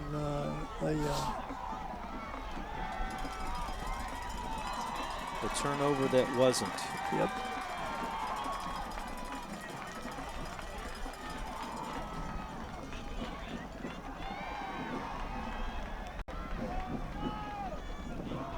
So let's see how the Viking defense reacts. They did really well in that last series. They did. They responded well the last series. I think they just gave up one first down. We'll go 5 yards from the spot that the Yeah, ball they was plugged kicked up out the of middle. bounds. They basically have Madrid, coach. If you look, number 30, he's at the 40. He looks like he's just one linebacker. It's like one little middle linebacker. That's right. That's right. The others are on the ends to protect the pitch. They're almost playing like a bare front, where they've got the centers covered up. They're playing the outside shoulder of the guards on both sides. So basically, like you said, they're plugging up the middle, or they're taking away the gaps. They're taking away the A gap and the B gap just by alignment. And then the linebacker's free to run. That was Page with the last carry. We didn't see much of him the first half. No, and the guy averages 7 yards a carry. He's the bigger of the two premier backs. Maybe they're just rested him and said, okay, you're going to be fresh for the fourth quarter. Here he comes again. He's such a big guy, coach. He just runs over people and carries people with him. He does. Madrid could do all he could just to hold on to him. Madrid gives up a few inches in height. Page looks humongous. Page is big. He is big. He's a junior. They have his weight on the program? I don't see it, nope. I don't either.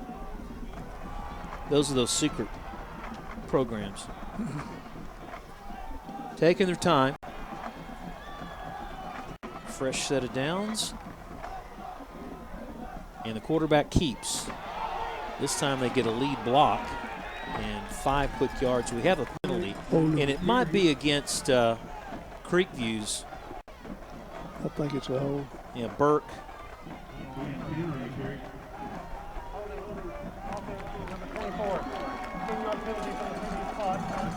Is that against the quarterback? Right. Thompson. Yeah. Watch Thompson, Yeah. number 24. Bottom of your screen, right there. Oh, yeah. He just holds on to him. Grabbed his shirt, yeah. When you turn a guy, they're going to call it, right? And, yeah, when you get your hands, if you cannot keep your hands inside what they call the shoulder area, you know, one in front and one comes around the back, or you see jersey coming out, yeah, they're going to call that. See, I wish I could do that back in the day. They called us for holding. They called holding. Nowadays, if you keep your arms in, you can grab it's okay to grab the jersey. Isn't that unbelievable? Yes. You're exactly right. We couldn't do it back in our day. You look like a chicken wing blocking. You know, you had to have your arms out, your hand. Not anymore. Everything. If you think about it, Rob, everything is played with the hands. Yeah. Offense and defense. It still befuddles me how a pro athlete doesn't have knee pads on. How wide receivers, they just play without a knee pad. Have you checked out those pro and college guys' shoulder pads lately? Oh, shoot, they look like Pee-wee. They do. You're exactly right. There's another great play at the line of scrimmage. And last man off the stack, once again, 74, Cesar Salazar.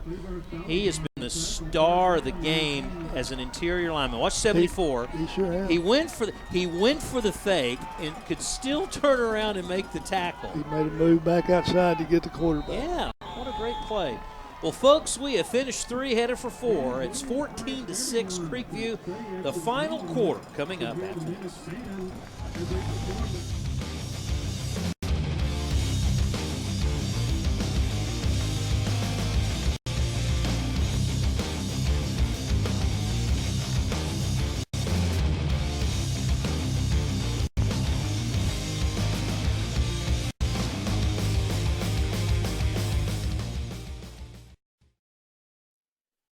Big third down, 3rd and 19 to start the fourth quarter of play. Quick pitch over to the side to Tanner. Tanner maybe to the original yardstick, but they're going to have to punt this one. He didn't even get that far. And so Wheeler will go back to receive this thing. It's another big stop by the Nimitz defense. Good stop. Now they're controlling the clock. They're controlling the pace of the game with their defense. And just think, if I recall, Creekview, both their touchdowns were in the first quarter. Yes, they were. They haven't scored since. Nimitz has moved the ball. They just had opportunities where they weren't able to take it further. Willis's kick goes to the far sideline and out of bounds around the 27. So not bad field position for these Nimitz Vikings. And tonight, and they're all purple with their shiny helmets and the big N on the side. Other thing that cracks me up about uniforms and such, the NFL at least is still pretty patent with their numbers. You got to be 70s and for tackles and 50s for centers, and nowadays in high school ball you got a 50 playing guard, tackle, defensive end. Numbers are all over the place. In college, you see those big down defensive linemen with number 3 or number 20 or. With a single digit. Yeah. Up the middle. Williams, first down and more. 25 and knocked out of bounds around the 20. About a 50-yard romp by Williams, who came in, was the second leading rusher in the Metroplex behind Pedrick Cobbs of Denton. Look at this. It's like a long trap play. You saw the lineman pull across the center, get a good block. Williams breaks it up the middle and then breaks to the outside and uses his speed. It's a good play. And a big play. Yes, very big play. Takes up a lot of real estate, big chunk. Big momentum builder also. 33 of Creekview. Williams stays in there. He may be gassed, but he's going to move to the left of Hernandez. And they give it to him, and he's met right at the line of scrimmage. A couple of offensive linemen. Partida, maybe, and Lopez, perhaps. The two looking at each other like that was your fault. You're supposed to, maybe an assignment mix-up there by the offensive lineman. Nowadays a center is so important, at least in pros and college, where they have to call plays. The centers are very, very important. 2nd and 10. Almost picked off. Tried to hit Wheeler. And Miller was there. 26 has had a pretty good game defensively, at least in pass coverage. Yeah, he just dropped this ball. It was did a good job of stepping in front. Mm-hmm. He took his eyes off or something, but yeah, he could have had that one easily. Thing about high school, a lot of times, the quarterbacks don't look one way and throw the other. That's they exactly right. pretty much telegraph it. He's going to do the same here, and this one's up for grabs. Who wants it? And it's intercepted. That is picked off. That did not hit the ground, and this is Ricky Brown. We've got a flag away from the play, and Ricky Brown is going to get knocked at the 25. That was an incredible series of circumstances, Coach, as that ball was knocked around like a hot potato. Down inside the 20, it hit about 3 players' hands, and Brown picked that bad boy off just a few inches above the turf. Yes, he did. For the interception and the first turnover tonight by the Vikings. There was a penalty flag after the return, which could push Creekview back a little bit. But we are in the fourth quarter. And Nimitz not only has to score the touchdown, they've got to connect on the 2-point conversion. Here is the call. During the return, personal foul, blindside block on the return team, number 72. Half the distance of the goal, first down. Blindside block. That is a new rule this year, and it is illegal. You cannot block someone who is not aware of the situation. I don't know how that's worded, but it's definitely It is a new rule this year.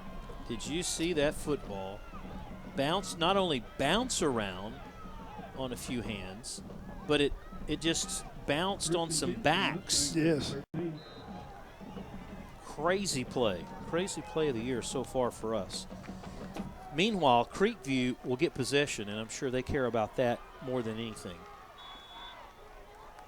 You can bet they are going to try to have a time-consuming drive, Rob. That is their ultimate goal at this point. Isn't every drive time-consuming? Well, that's true. Yes. And also, at this point in the ball game, every team's going to be wanting a time-consuming drive. But I mean, this plays into their offense. Yeah. This is what they're built for right here. Yeah. If they're behind by 14, no. Exactly. But if you're up, then yeah, this is your cup of Java. Second down. Quarterback keeps, and what a play defensively. Man, breaking through the middle there was number 21. We've called his name out a lot tonight, and that's Jesse Flores, the senior. Right side of the play. He's a defensive end, and he just keys on the quarterback. Does a great job. Yeah, I'm just so impressed with the intensity that Nimitz is playing with this second half. They have really stepped it up, and I know their coaches have got to feel good about what they're seeing this second half. Might have been a little bit of attitude adjustment in the locker room at halftime, possibly. Might have been. But they have really stepped it up, and I'm impressed with the way they're playing defense. 3rd and 11. Esch with the toss, the good lead block, and a good open field tackle at the 19. That is going to stop the drive. And credit number 7 who came up, Savion Bell, the senior. That was a nice open field tackle because that was just one miss away from getting a first down. Yes, it was. 8 yards to the 20. It's 4th down. What has happened is those big guys up front, Coach, they play in both ways now for Nimitz. The big guys up front that they've needed to stop this running attack, and that might have been the adjustment after the first quarter. They might have said, look, guys, you're going to have to play both ways. Yeah, yep. Because he's got Salazar and a group of other dudes that are out there that are having to come in offense and defense. They rested him for one play after they came off offensively. They rested him one play, and then they put him right back out there, marched him right back out there again to play defensively. Well, their defensive front has really done a good job this second half. Well, I saw, of course, Salazar, who plays right tackle offensively. And he's going right back out there. He's going right back out again. Partita, 76, has gone both ways. Lopez has been out there a couple of times defensively to play the middle. So that's the thing about, the talent in the city. You don't have the luxury of having big men to play both sides of the ball. Broken tackle and a tackle around the head as Wheeler goes down, and Ramirez comes up to make the play. That's what I found out at MacArthur. We had numerous skill position kids. I mean, we had good wide receivers, good running backs, good DBs, very skilled kids. We were just always a little short in numbers with our linemen. And like you said, it made a big difference. That's a good play. It's a good pass and a good catch right there. Chris Bennett on the sideline, past the marker, knew where he had to go. Chance throws a bullet to his left, I might add. One of the toughest plays for a right-handed quarterback to make. And they had to go to the same side as Gilder. So there's your trifecta. Good execution. Good execution by the quarterback. 7:21 to go. So there is plenty of time on the clock. Going across the middle, he's got a man. Perfect catch by Clark at the 15-yard line. The middle seam has been open a lot tonight. It's just a matter of Hernandez getting enough time to throw the football, and he hit him. Good job holding on, too. It's a straight drop-back pass, and he reads the safety, and the safety leaves the middle of the field, and they run the slant in there, or the post route, and, again, good execution. 1st and 10, less than 7 to go. Williams up the middle. Down to the 6. Well, if it wasn't for Hampton coming up from the strong safety spot, he would have scored. The safety had to make the stop. Now it's 1st and goal.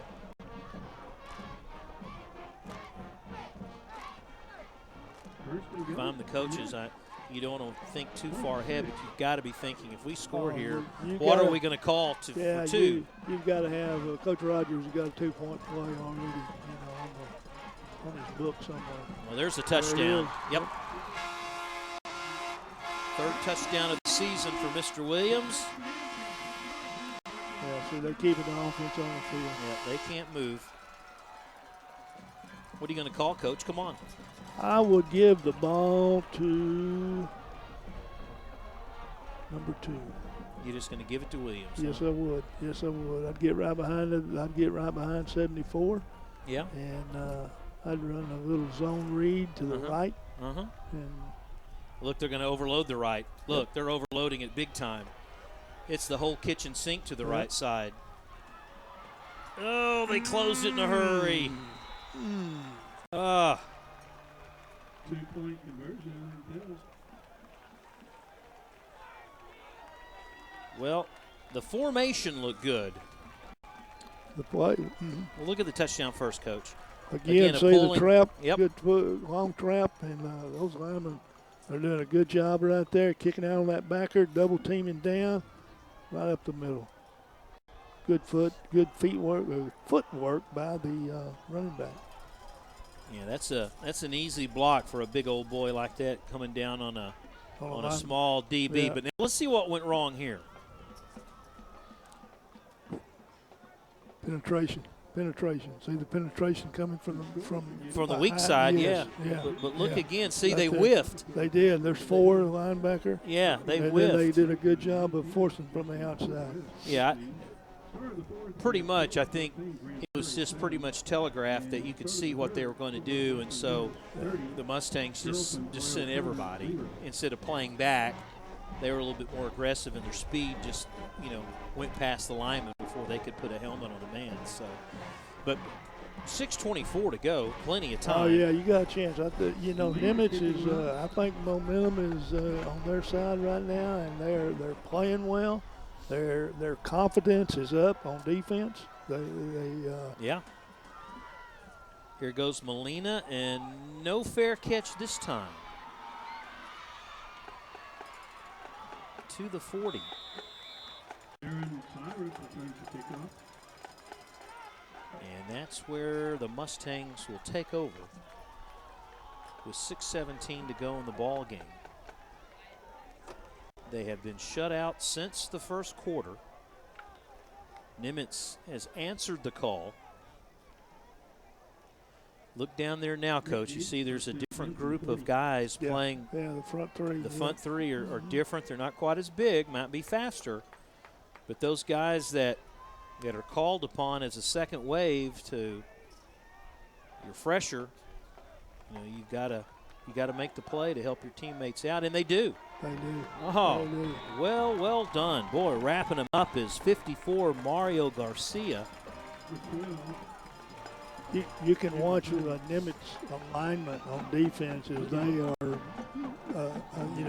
they basically are playing them with a 7-man front or an 8-man front, really. Well, 7. They got that Mike backer that's just roving back there. And so look at the line of scrimmage. How many people up Nimitz has? I don't blame them. 7. I mean, that's what I do. Yeah. That's what I do. 7 up, 4 back.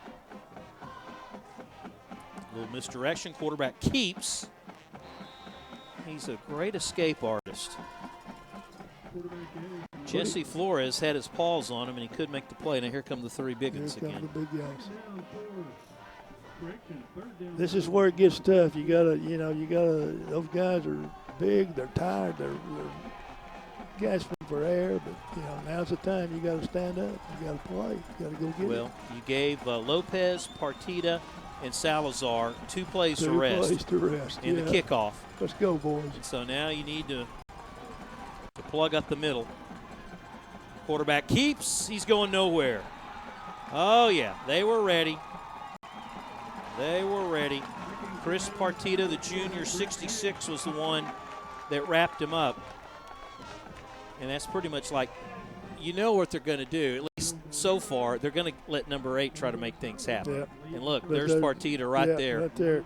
It's probably a misread or a missed block because, nobody touched him. And now they're bringing him off, giving him a little breather again. Oh, yeah. Well, they're on adrenaline right now. Yeah. Oh, yeah, it's 4th down. Okay. Well, a good return by Wheeler or Bennett would be nice. That's a high kick. And that's going to go out of bounds. What are they going to mark this thing, about the 25? Yeah. 4:09 to go, folks. We've had a dandy here for our first game of the season. Yeah, don't leave your TV. It's going to be a good finish. The question is, who's going to make the big play? Are they going to try to keep handing it off and giving it to Williams? The good thing is that you just got to score. That's true. You don't need an extra point. You don't have to go for 2. And you really don't have to be in a hurry. No. 4 minutes. I mean, you work on a 4-minute offense. Yep. There goes Williams to the left. He's got some running room. His blocker's getting away. He might get maybe 9 yards out of the deal. In my opinion, I think that Nimitz at this point in the ball game has a good enough running attack between Williams and Wheeler that they've got plenty of time and they can just run the ball every time if that's what they want to do. Is that what you're predicting, Coach? Yeah. No, he gets the first. And that's all you have to worry about there.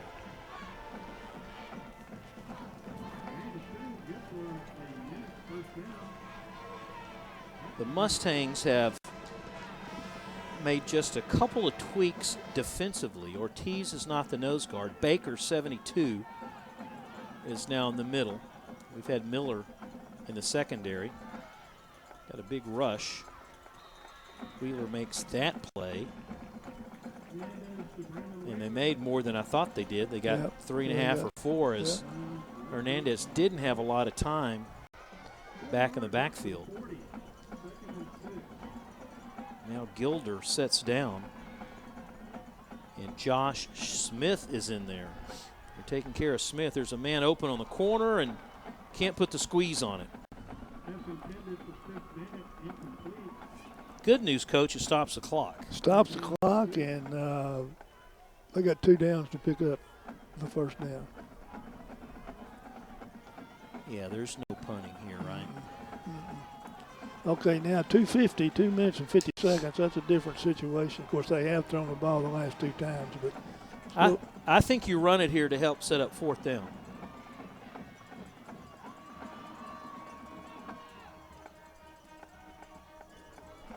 Good goal. Yeah, but didn't get it though, did no. Ramirez, number 4, he's a senior. He plays one of the 4 linebackers. They run the same thing as Nimitz, a 3-4, and the middle 3 have really wreaked havoc. And who's to say that those 3 guys that have been playing both ways are tired? Screen pass to Williams. Here we go. This could be the game right here. 4th down. Wheeler went in motion. Oh. Chance still on his feet. He's just got to chunk it. And it's incomplete. It would have been close to a first down as Gibson couldn't make it. Chance somehow got out of that. There's 2 timeouts and 2:05 to go.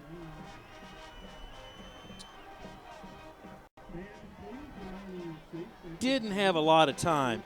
Brown was on him. Chance has done a great job of escaping all night. Good job. Brown got on him before he could even set. It's a big series right here both ways. Well, with all that one timeout they had to use Yep. earlier in this quarter.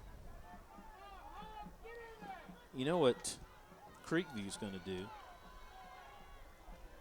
It'd almost be offensive craziness to. Now there's a Hold penalty it. flag. Hold it.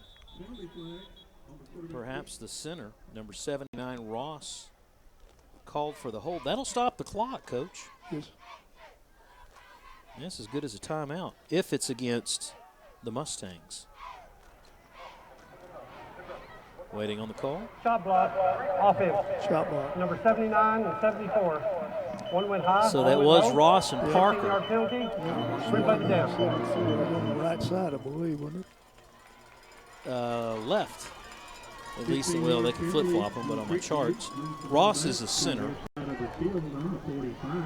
Yeah, there's 74. Yeah, right. Left side The nose. The nose. Yeah, the center went low, and the guard 74 came went up high. Yeah. Yeah, right in the center. Whatever happened to the good old days of the chop block? About 1,000 knee operations, I guess. Pretty much. Now, I don't know why. Someone calling time? Yeah, what's going on?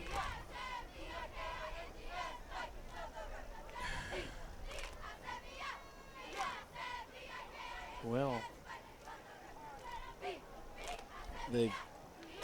I guess here's the question. If you move them back, it's first down all over again, right? Mm-hmm.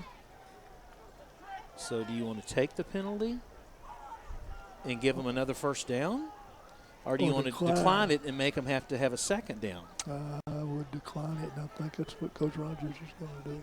Well, they're still marking it back. Huh.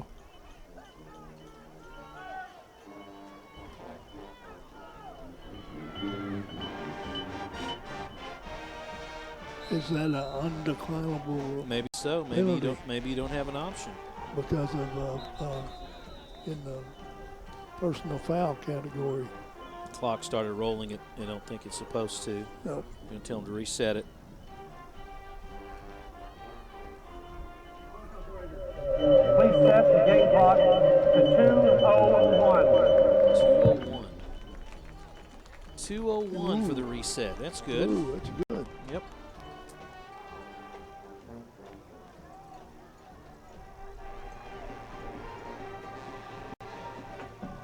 Good news is they got 25 yards to go. The bad news is they have 4 downs to do it. And Nimitz only has, and the clock started again. I don't know why they just didn't milk it. Well, they don't have to. This is Pena. Pena is going to get dragged down inside the 5, but that's it right there. That was really a big burst right through the middle of the line. Here it is. They get a double team on that 3 technique. The lead back comes through. Now it's just an escort down the field. Yeah, that's like a sharp poke in the eye right there, That's what I was Coach. going to say. That's a heartbreaking deal right there for the Nimitz Vikings. Those kids really played well the second half. Yep, they're going to look back on the slow start and think, how well offensively they were able to do later.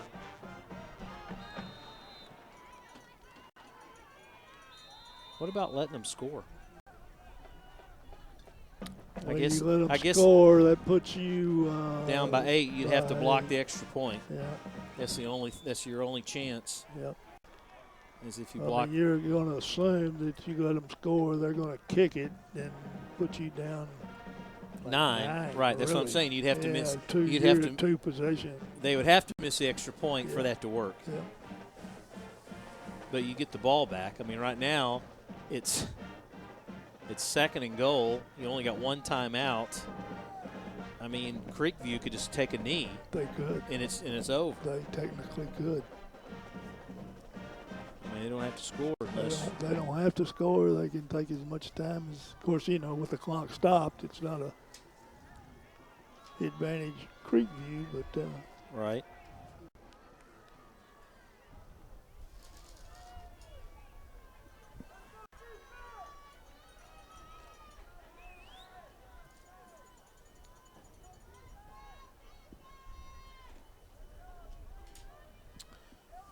Was that Pena or Page that carried the ball down? I believe that was Pena, 21.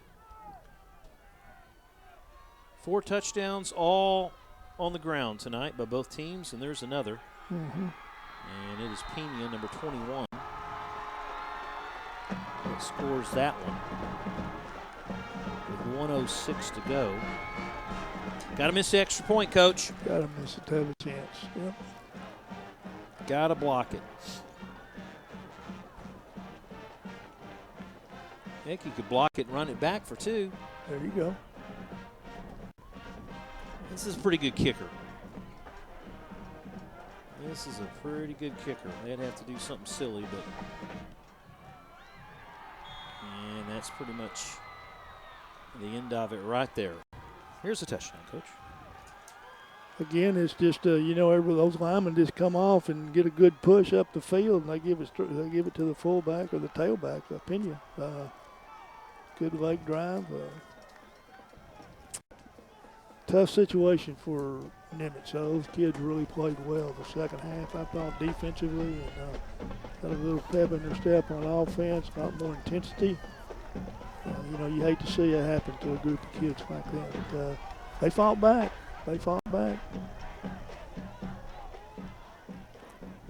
Nimitz came in scoring about as much as they were giving up.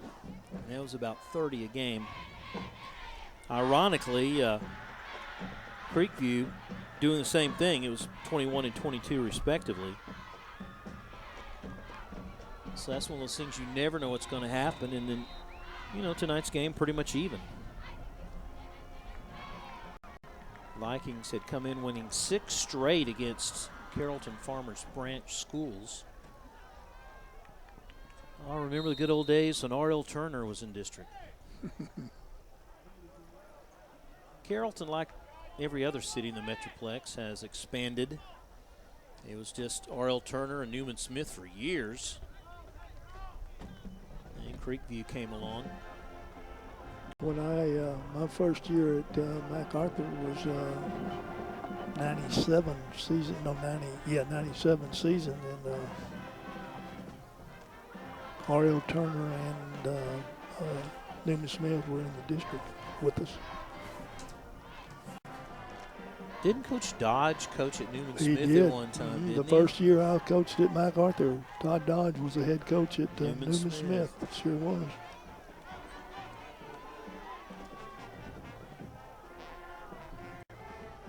Well, we've seen crazier things happen.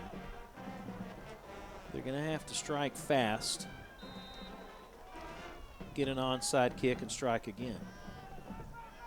Gilder in pursuit. And those little push-out passes that Hernandez has done so well tonight. Does stop the clock with under a minute to go.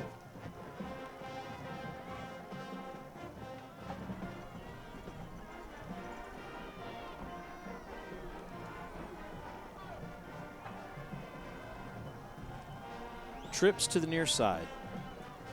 Got to go with the home run ball here pretty soon.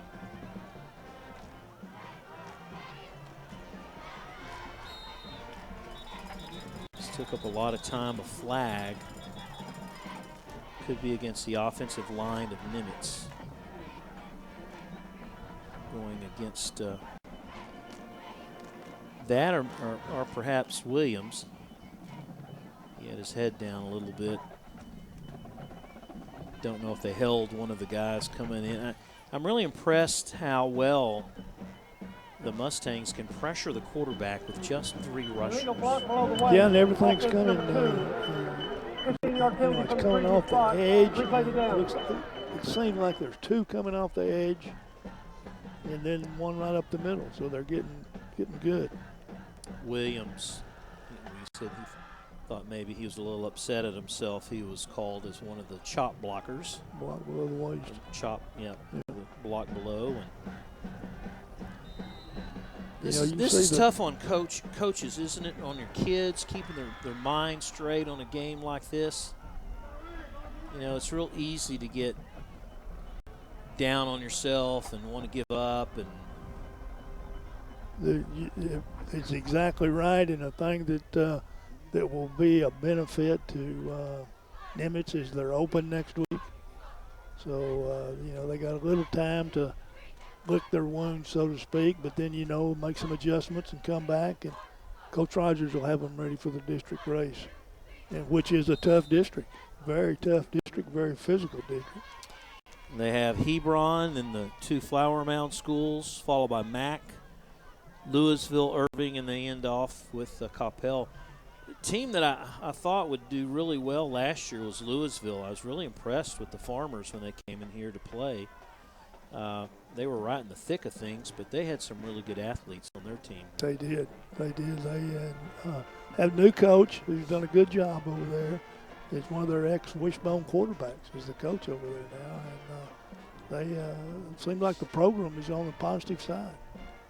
Look at that push by just the 3 rushers, and then they bring a linebacker up. He's like a ghost, or he shadows. He just shadows the play, and then when it's his opportunity, he'll come in there and blitz, and that's what happened then. But Vikings use their last timeout. Go ahead. I'm surprised at the push they're getting right up the middle, but could be a little fatigue, effect of fatigue in there in the middle. Those guys are playing both ways. So, Coach, let's we talked about the teams in 6-6A and some of the predictions that they have out there. They have Hebron, perhaps being the first team, and Flower Mounds. Both of those schools will always be pretty salty. And Coppell, you never know. Coppell's had some good teams in years past, but they've fallen off. Yeah. Louisville, Nimitz, Mack, Irving. 29 seconds to go. Vikings are out of timeouts. And it just needs to be some long-winded throws, and stepping out of bounds is Gibson. About 20 on that play, used about 6 seconds. The other district in 5A, and remember the days when Heritage and Grapevine were 6A? Yes. And now they've dropped, and you've got the Carrollton schools. 3 what impresses me is they have 3 teams with double-digit victories came out of that. That's a pretty tough district. Right. Pretty talented district. Got a chance to watch a game in McKinney a couple of weeks ago. Don't know if you've been to the new stadium, $70 million stadium in McKinney. They have 3 high schools in McKinney now. And it's like a bowl. And it's interesting because the lower bowl is where they put the band, the drill team, and the kids. I was there. And in the higher bowl, they put the reserve seats. Yeah, the reserve seats. It's really a cool complex. Really is. Did you see what game did you see? I was at the McKinney and McKinney North. 42-44. I was there. I saw that game. I was there. Mike Fetchy, the head coach at McKinney North, coached for me at MacArthur. Okay. And also, he was my quarterback down in San Antonio. Marshall. Oh, really? Yeah. You coaches, you just have this little. I've known Mike since he was in the 6th grade. First time I met him, he was a 6th grader. And then the head coach at McKinney was at Allen at one time. Uh-huh. Uh-oh. Could be a pick 6. Could be the last play of the game. Hernandez knocks him out of bounds with 2 seconds to go. Chance has had a few that he's had underflown, and it had really been lucky that he hadn't got him picked off, and this time they were just on their heels waiting for it, and he just picked the pocket right in front of Bennett. Yeah, he got a little pressure right in his face from his own guy. You look at it again on the replay. We've talked about the pressure coming up the middle all night long, and right as he throws, he gets one of his own players pushed back into him.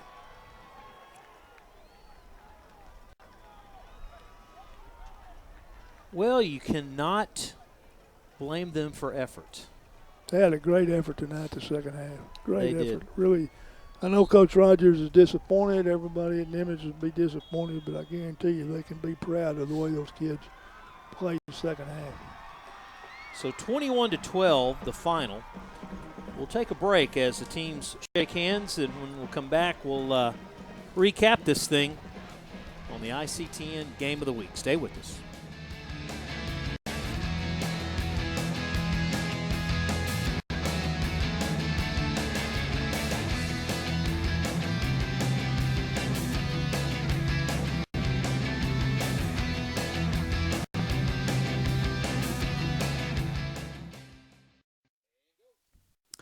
Well, a 21-12 disappointing loss for Nimitz tonight for homecoming. Cannot blame the effort. Put on a heck of a show and had a lot of fun watching it, too. Let's recap this thing, and we'll start with the very first touchdown of the night, and it's the quarterback, number 8, Brett Esch. Good ball handler, 7-yard touchdown with 4:37 to go in the first quarter, as you see it from ground level. Then he comes back again, a great fake there, keeps it. Pena with a nice block, takes it to the house. It was 14-0. We were still in the first quarter. And then it took until the third quarter before the Vikings hit the scoreboard. It's Wheeler. Extra point, no good, 14-6. Wheeler, another look there with 2:42 to go in the third quarter. Plenty of time. They scored in the fourth late. Williams, another great game by the sophomore. They tried to go for 2, and it failed as you take a look at that touchdown from ground level. And then the Mustangs seal it with a Pena touchdown with a $1.06 left to go in the ball game, and the final was 21-12.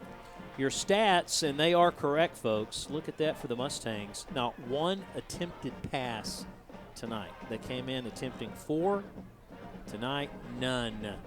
Total yards, 278. They committed 4 penalties. The Vikings had 19 first downs.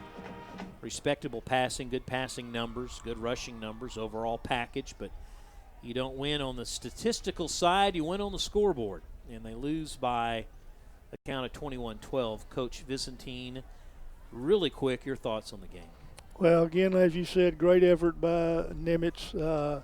Overall, thought it was a pretty well played ball game. Week 3, not bad, not very many turnovers, no penalties, or a few penalties, very few penalties. Nimitz will have a week to think about it. They are open next week, and then they start at Louisville at Hebron for the district race on the 27th of September. We'll have them 2 more times. We'll have them against Irving. We'll have them against MacArthur. Again, the final 21-12.